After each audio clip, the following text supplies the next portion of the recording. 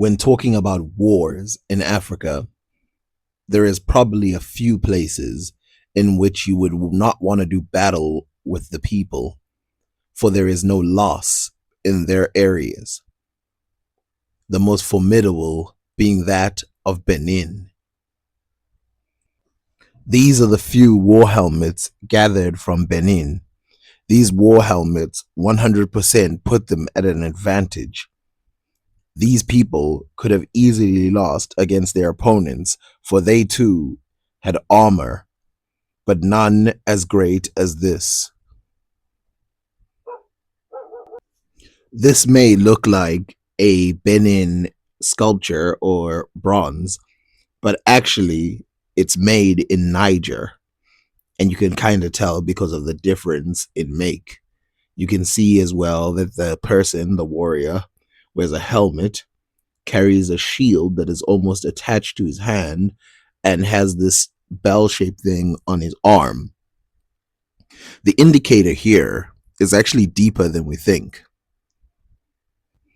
In general, the places like Nigeria in the southern parts were unknown to the Muslims, yet there was a general name given to those areas. Starting from Mauritania down, well, the lower parts of Mauritania going down, all of it was called Dakarur, this being a general name of a city inside of that specific area, closer to Senegal than any of the other places. The first person to describe a war, or at least warriors, inside of that area is a man named Andalusia. By the way, these pieces that I'm showing you are from legitimate museums, and they're dated to the 14th century. Okay, so this is going to be a little bit confusing, so I want you to pay attention here.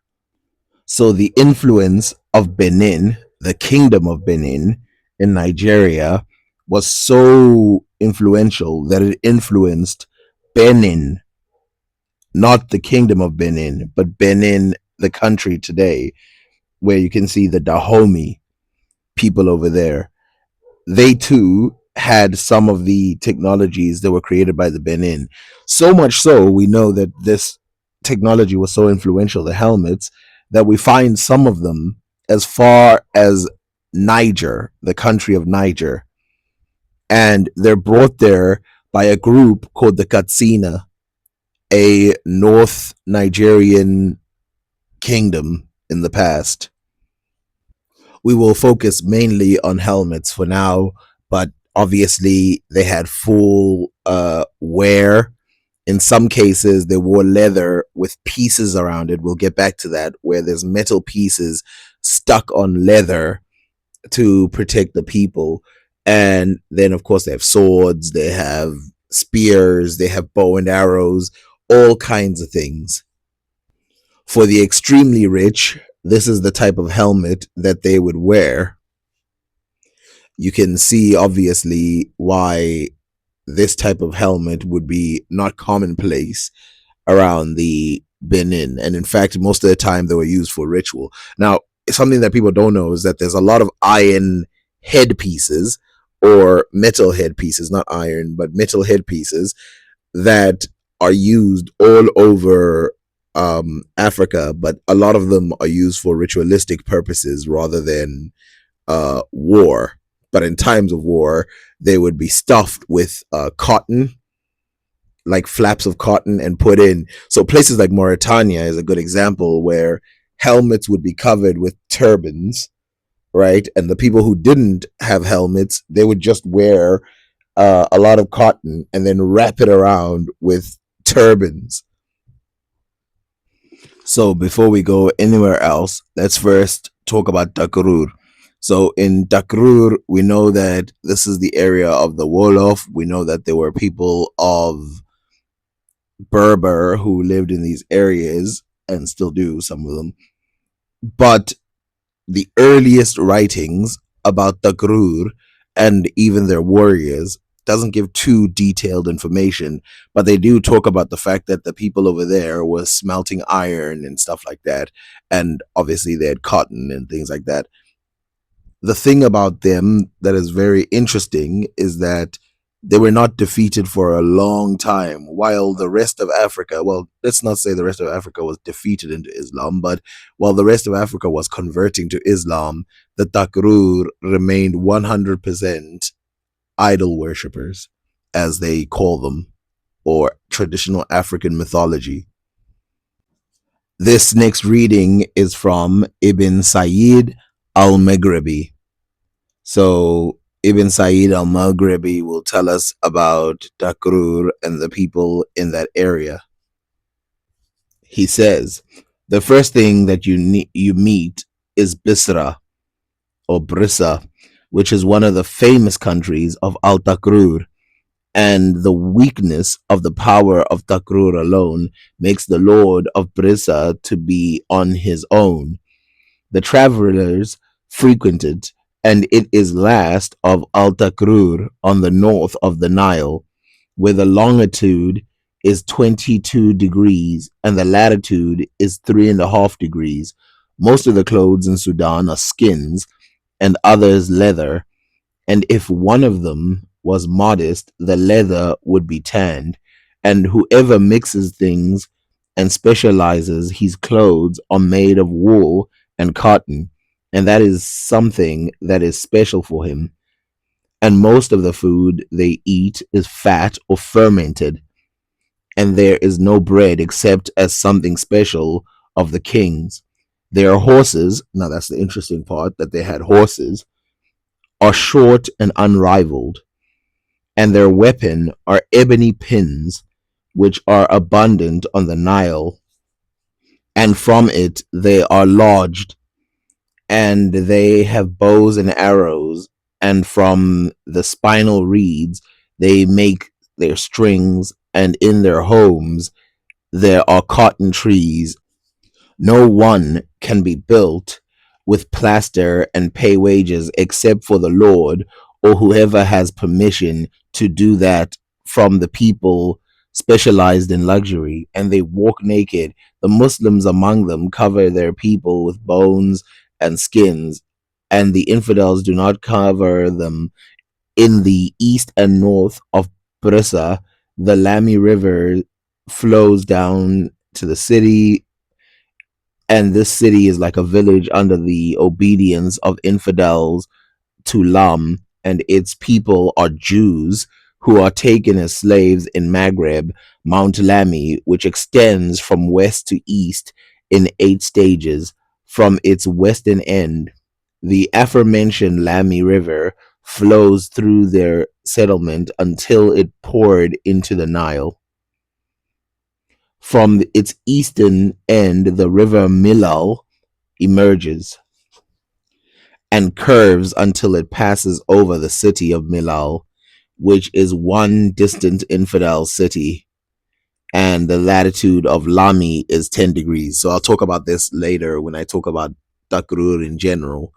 But we do know that from things we find there that these people, I mean, they describe the weapons, they didn't describe armor, including shields.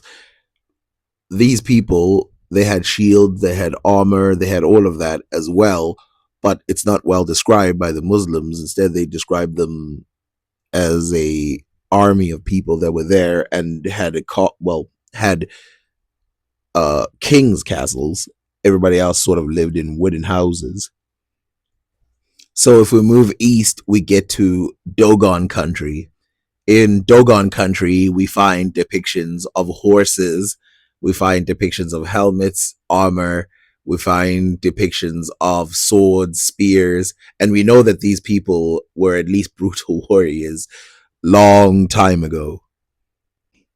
Their images speak of these type of horses, and these horses would have been the same ones that were available in Takrur, as the long chain of trade happened between these two areas.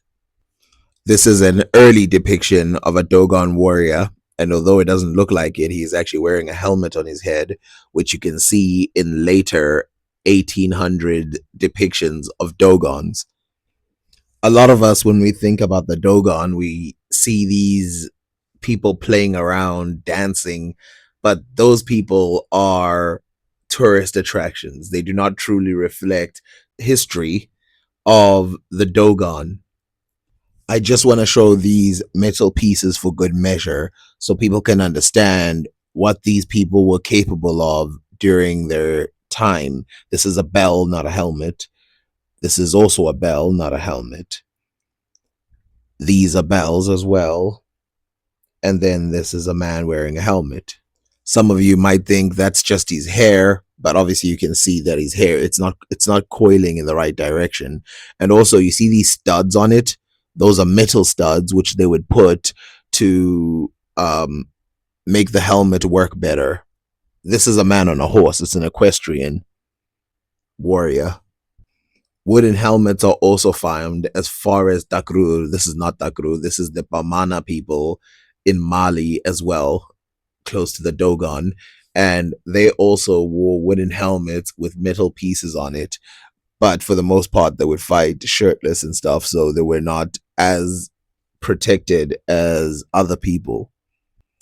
This is a Bamana door lock, which is interesting because in one of the books by Ibn Battuta, he talks about how some of the people in the kingdom of Ghana, they have locks that they are similar to those found in the Niger areas.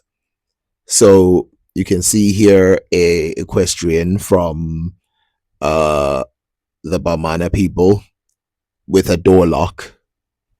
Another equestrian warrior from the Bamana people in the shape of a door lock.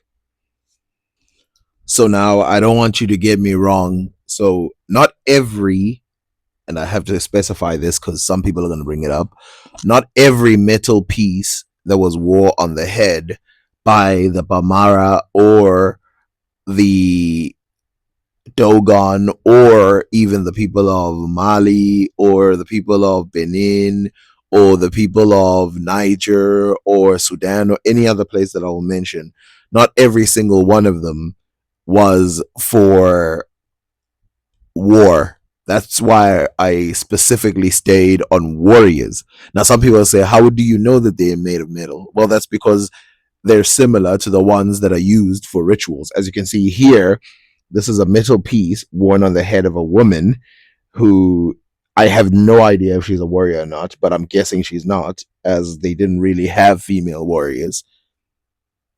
And this is another woman who's definitely not a warrior. You can see it better in this type of marionette type figure here, that it's actually metal and not some other thing. As the future rolled on and people relied less on armor and more on guns, you will see Bamana warriors reflecting the same type of culture, even the women and men as well.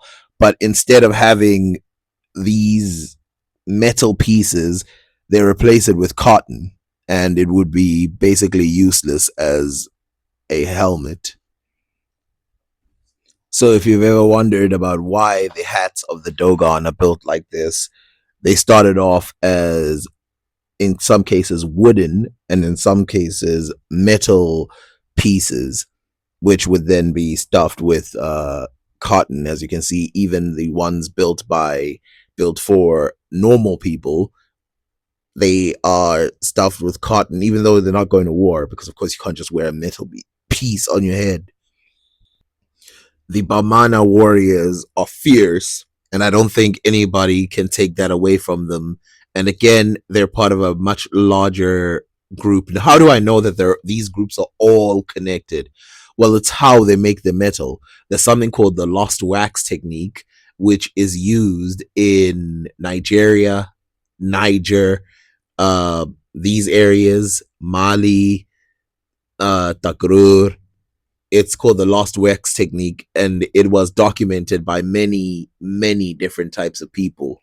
Now I know this hat, which this person is holding behind his back, looks kind of useless to a lot of you, but actually it was very useful. And a lot of the times it would be inside the hat, there would be a metal piece, which we will show right in a few minutes. But first, let's look at this. So this is a Bambara warrior from Sudan. Well, from the Bambara areas.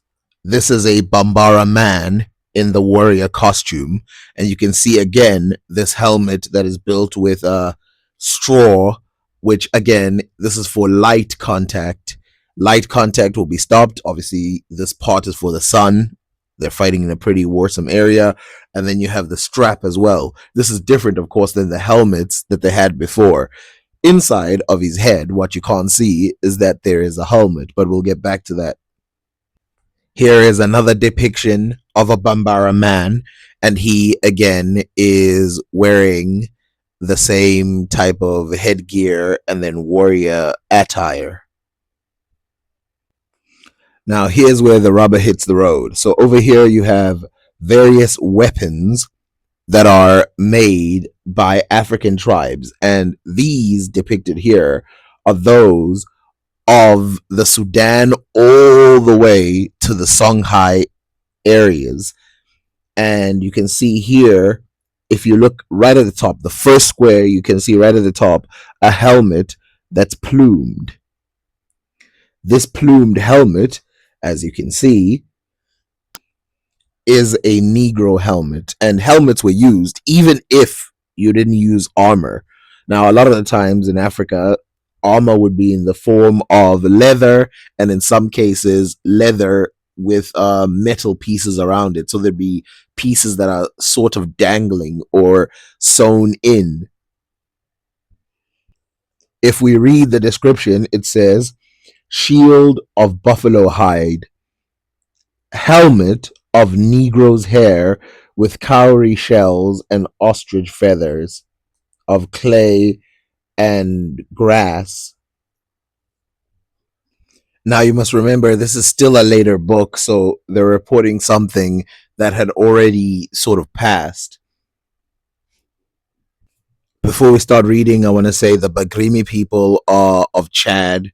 They are the Bagrimi people of Chad, and they're the ones usually seen on horses wearing all kinds of armor, chainmail being one. Sometimes they're heavily covered, but let's read. The currency in Bagrimi consists chiefly of strips of cotton. Large articles are bought with shirts. Shells are not currency, but are brought as articles of merchandise to export into pagan countries. The people have made considerable progress in dyeing and weaving. Their chief weapon is the spear. There are very few shields or coats of mail. This is chainmail. So they're saying there's less of that, but it still exists. In the southern parts of Bagrimi, pagan tribes are still in the ascendant. They are mostly allied to the Songhai, a race whose empire formerly stretched north as far as Morocco. They are short and unpleasing in looks, and their dress is merely a narrow band of skin around the loins. Their hair is dressed most elaborate. Both sexes have one incisor knocked out. They have many horses, which they manage well without a saddle or stirrup. Their weapons are chiefly spears and knives, and they protect themselves with shields and buffalo hide. And again, this is where he points out the weapons of the people. Now, leaving West Africa, we have to go to Sudan proper, and we start with the Mengbetu. This is a typical king of the Mengbetu called Munza. He's sitting in a chair. He's got that little thing like a helmet visor, as described in the books of the people. And even though he's a great warrior, these people do not represent the most sophisticated type of warrior clothing that exists. That goes to this. Well, it's not the most sophisticated. Remember, there's chainmail and stuff in, especially in the Chad regions, going all the way to the Songhai regions. This is a description of what the king is wearing. When Schweinfurth visited them, they had the king Munza, who kept great state in a fine wooden hall, 100 feet long, 40 feet high, and 50 broad. A plumed hat rested on top of his chignon, and sword 1.5 feet above his head. This hat was a narrow cylinder of closely plated reeds. It was ornamented with 3 layers of red parrot feathers and crowned with a plume of the same. There was no brim, but a copper crescent projected from the front like a visor of a Norman helmet. The cartilage of Munza's ears was pierced, and copper bars as thick as the finger inserted in the cavities. His whole body was smeared with a native anduit of powdered red cane wood. His single garment was like that universally worn in the country, being a large piece of fig bark dyed with the same unguent as his skin, and falling in folds about his body, round thongs of buffalo hide and heavy copper balls attached to the ends were fastened round the waist in a large knot and held the coat. These are Mombetu warriors or Mombutu warriors staying in Sudan. This is an example of a Sudanese helmet. These are the helmets that we typically see, which, of course, again, as you saw in the other one, they could be stuffed with human hair. They could be stuffed with cotton. They could have this that is a much more elaborate cotton thing. And again, these do not just stay in Sudan. These are found in Chad. These are found in West Africa. And of course, there's versions of it that are different in West Africa, which are more native to those regions in West Africa. So, for example, the empires that I've just talked about, as far as Dakrur. Now, obviously, these would be probably worlds more effective as they are built for straight war. Whereas a lot of the ones that were used by the people of Dakrur or even Dogon and those places were like ornaments that were usually used, not ornaments, but items that were usually used for ceremonial purposes that were then repurposed for hunting or war. Now let's go to something a little less known. This piece of item right here is called the ring armor. It's a piece of leather sewn in are metal pieces, which are rings, and you can see that they're tied up. And this is a piece of armor that is utilized. Now, usually it's not used completely on its own, but it is something that existed for these people. So again, we're talking about something that would not be worn completely on its own. Of course, we would have a lot of these worn under that type of cottony stuff, so people wouldn't see it. It wouldn't just be standing there in front of you so you know where to attack and where not to attack. It would be covered up. And a lot of the hair of Africans as well, they would knot things like that to it. Obviously, we don't have pictures of that because it's a very difficult thing to do. You will also remember the image of the equestrian with metal pieces coming out of it.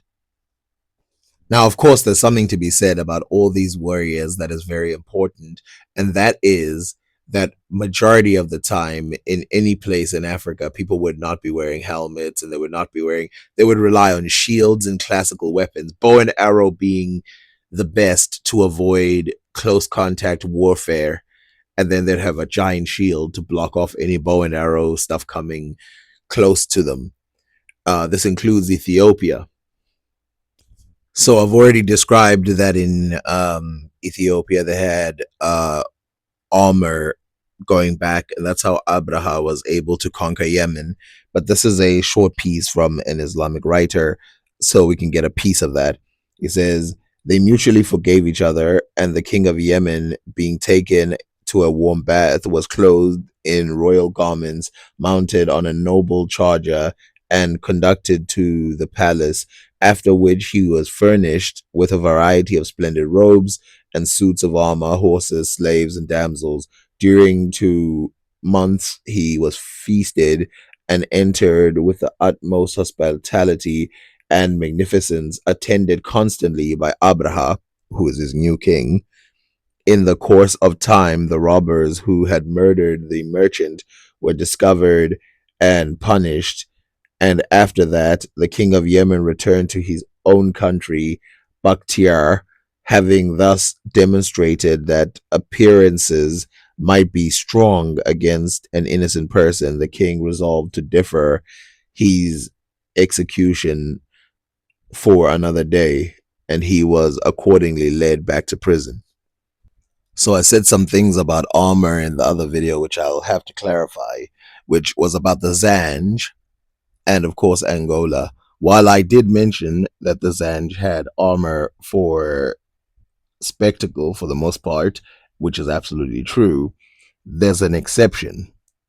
And these are the armies that were called on to places like India and stuff like that to help fight their wars, and they would return with their stuff they had on. This we'll look at another video. Um, in Angola, on the other side, there were a few people, very few, and it's even written down that there was a chief that walked around with a brass helmet on. Well, he wore women's clothes and a brass helmet on, and there's a few people in Angola who had helmets, very little. So this is from Angola. The appearance of some of the kings dressed in their fine clothes is very ridiculous. A red or blue beige cloak thrown over the shoulder is considered the correct thing, particularly over old uniform of any kind. The more gold lace on it, the better. Old king of Querelo on the road to Bembe was as amusing a figure as any I have seen. He always used to appear in a woman's brightly colored chintz gown with a short red cloak over his shoulders and a great brass cavalry helmet over his head. The Begrimi warrior wears a long, stiffy quilted coat, and his horse has a complete trapper reaching to its knees. On his head, the man wears a quilted cap or hood surmounted by a brass helmet like an inverted bucket with crossed hoops and central. And you can see the rest of it here: quilted cap, helmets, brass, copper trimmings, cloth, feather, crest, Begrimi, Nigeria, and Zeller, plume tube for the crest of feathers.